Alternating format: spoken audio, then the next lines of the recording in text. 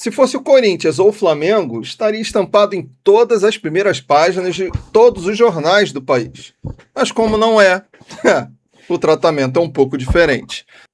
Meu nome é Odiniel, eu sou líder da SDM. Esse canal aqui é uma miscelânea centrada em futebol de botão, futebol e alguns jogos e animes que eu assisto.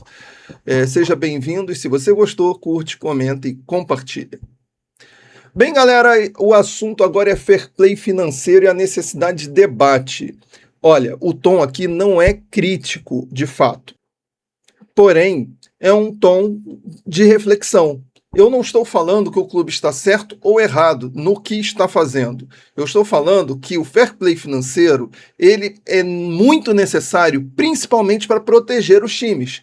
Por exemplo, e se o dono da SAF do Cruzeiro, que hoje é o dono da SAF do Cruzeiro, ou o dono da SAF do Bahia, começar a meter os pés pelas mãos e colocar a saúde financeira do clube em risco?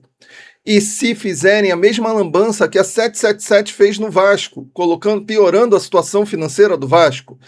E se fizer a mesma coisa que o John Textor no Botafogo, envolvendo o clube em um imbróglio jurídico entre John Textor, Grupo Eagle e Botafogo? O fair play financeiro é, sobretudo, para proteger os nossos times, para que a gente não veja gigantes do futebol brasileiro em uma crise ainda maior, ou para que a gente não veja os clubes continuando se afundando, como é o caso do São Paulo, do Corinthians, se afundando, que eu digo não em termos desportivos, mas em termos financeiros, que uma hora a parte desportiva vai cobrar. O Cruzeiro, ele foi comprado por um bilionário. Foi comprado do Ronaldo. O Ronaldo comprou a SAF e depois vendeu para esse bilionário, que é o Pedrinho. Foi um ano de investimentos. Ele gastou quase 400 milhões de reais, 395 milhões de reais em salários e contratações. Gastou ainda mais em 2025 porque trouxe outros jogadores e o resultado do Cruzeiro tende a ter sido até um pouco melhor esse ano. Mas, nesse ano, que ele gastou os 395 milhões, se não me engano, no primeiro ano do Pedrinho, ele fechou com um déficit, ou seja, devendo mais 170 milhões de reais. Em uma dívida total que já está em 1,2 bilhões de reais. Se você é credor do Cruzeiro, você deve estar pensando, peraí, o cara está contratando, gastando 400 milhões de reais em contratação e não está pagando a dívida? Se você é torcedor do Cruzeiro, você vai pensar, mas tem que contratar mesmo. O problema é, mesmo você sendo torcedor e torcendo e defendendo a contratação, e se a SAF não desse certo? E se a dívida tivesse aumentado e de uma hora para outra o dono da SAF falasse, eu não quero mais essa porra e saísse, largasse a mão do Cruzeiro? Qual é o limite que a gente pode dar para esse tipo de atuação?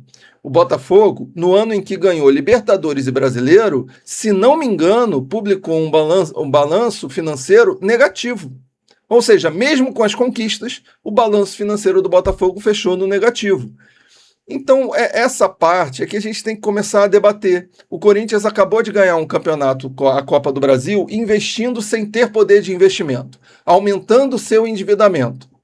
Olha, se o clube não está apresentando resultado, como era o caso do Flamengo entre 2011 a 2017, 18, e a torcida, e o clube entende que precisa melhorar para poder a torcida acompanhar mais. No caso do Flamengo, o clube conseguiu achar uma Copa do Brasil, mas a torcida apoiou mesmo com o Flamengo quase descendo divisão em vários desses anos. Tudo bem, mas a gente precisa ter um limite. Pensa que não é um cara que torce para o clube, é um investidor aleatório. Ele aumentou a dívida do clube.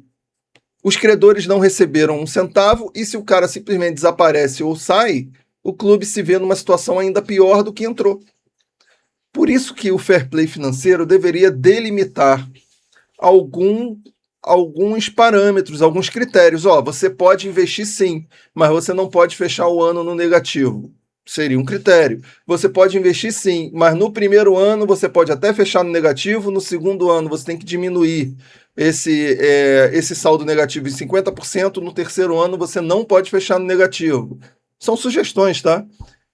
Vocês fiquem à vontade para comentar e dar sugestões também. Porque, na verdade, a questão, quando a gente começa a debater sem clubismo, algumas sugestões muito benéficas vêm, o pessoal que rege o futebol brasileiro na CBF, sobretudo, pode começar a debater as coisas de maneira mais séria e sem interesses mesquinhos, que é o que norteia grande parte dos debates no futebol brasileiro hoje em dia. Entendeu? O Cruzeiro investiu muito bem, fez um time fantástico. Eu fiquei impressionado do Cruzeiro não ter vencido a Copa do Brasil. Para mim, ele era o franco favorito. E, na minha opinião, a tendência é o time melhorar ainda mais. Mas a gente tem que pensar o seguinte: não é um time de massa, com uma torcida gigante como o Cruzeiro, que vai ser sempre o time comprado por investidor. Nós já tivemos no futebol brasileiro casos de clubes que eram muito significativos, são importantes para a história do futebol mundial, que hoje nem na terceira divisão estão, nem na quarta divisão jogam, afundado em dívidas. Isso nunca pode acontecer com o meu clube. Olha, o Bangu já foi o segundo clube mais popular e forte do Rio de Janeiro. O Bangu, o América do Rio, um dos maiores do Rio de Janeiro, em uma época longínqua, é claro. Aonde eles estão agora?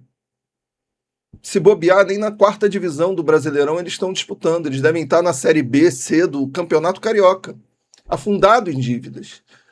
Então, é nesse ponto que eu acho que o fair play financeiro pode vir para proteger os nossos clubes. Porque hoje eu tenho confiança de que a diretoria do Flamengo não pode, por conta do estatuto, gastar mais do que arrecada. O Cruzeiro gastou mais do que arrecadou. Tem justificativa? Tem. Mas ele gastou mais do que arrecadou. E se esse comportamento continuar pelos próximos 5 anos, a dívida só vai aumentar. Não acredito que isso vai acontecer com o Cruzeiro. Eu acho que o Cruzeiro está em belíssimas mãos, em boas mãos.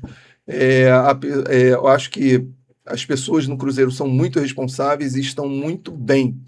Mas, quando a gente fala de leis, quando a gente fala de regras, de normas, de regulamentos, a gente tem que sempre se balizar pelas situações extremas, pelas situações adversas, e não pelo ótimo. Do ótimo, ninguém fala porque ninguém vai reclamar se tudo sair bem. E eu tenho certeza que hoje a torcida do Corinthians estaria muito mais tranquila se a diretoria fosse mais responsável com o clube, se a torcida do Vasco estaria muito mais tranquila se não tivesse tido a 777. Aliás, se a gestão do Pedrinho tivesse assumido o Vasco quando a 777 comprou, hoje o Vasco estaria em uma situação muito melhor. Eu estou falando de um time que eu tenho até simpatia e outro adversário. Não estou balizando que eu quero que o meu adversário se foda, como eu quero mesmo, mas não estou falando isso.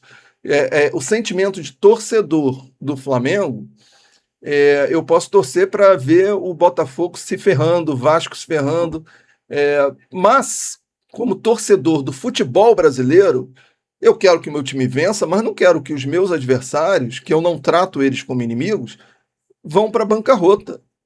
Podem ficar muito bem perdendo para o meu time. Tenho certeza que você, que não torce para o mesmo time que eu, vai pensar a mesma coisa, ou quase isso, desde que o seu time esteja vencendo. Porque bater em cachorro morto não vale a pena. Você tem que ganhar os outros times quando eles estiverem bem, em jogos legais, divertidos. Tipo aquele 6-1 do Flamengo contra o Vasco. Fala aí, galera, o que vocês acham desse imbróglio todo? O Fair Play financeiro vai entrar agora em 2026 e eu espero que a cada ano os clubes sentem com a CBF e debatam medidas para prevenir que uma gestão irresponsável coloque a saúde financeira ou até a existência de um clube de futebol em risco. Beleza? Essa é a minha opinião. Fique à vontade para dar a sua opinião também. Comenta, curte, compartilha, faz aquela parafernália toda que a gente sempre pede. Beleza? Forte abraço, galera. Até a próxima.